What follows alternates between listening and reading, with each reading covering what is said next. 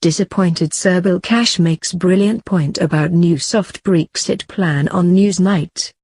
Leading Brexiteer Sir Bill Cash expressed his deep disappointment on BBC Newsnight yesterday in relation to the new soft Brexit plan put forward by the government at Chequers, and claimed that the law of the land is not being applied.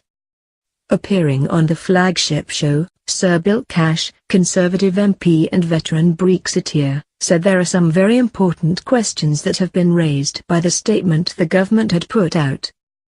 He told BBC presenter Evan Davis, first, does it meet the tests of the referendum itself? Dominic Grieve says it was a question of abstract questioning and abstract answers. No, it is not. It is, do you leave or do you remain? What I am saying is that it is not abstract, I am saying it is real. He continued by making a point. The Repeal Act that went through 2 weeks ago specifically says that the 1972 Act will be repealed on Brexit Day. Now when it does that, it quite clearly also says you can't stay in the single market, you can't stay in the customs union, you can't stay in the European Court. That's what's becoming rather disturbing. When asked by Mr. Davis if he then will vote, Mr. Cash said, I was deeply disappointed to say the least.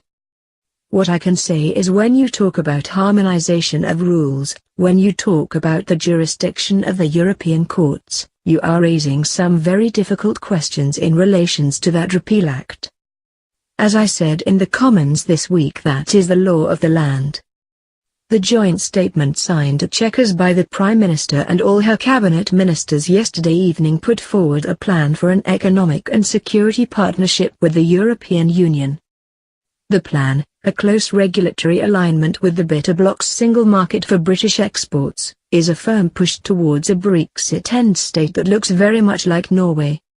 According to the proposal, the EU's Court of Justice will also play a role in enforcing EU regulations in the UK through a joint committee set up to provide binding independent arbitration. The move has been heavily condemned by many other Brexiteers, who see the Brexit blueprint as Brexit only in name.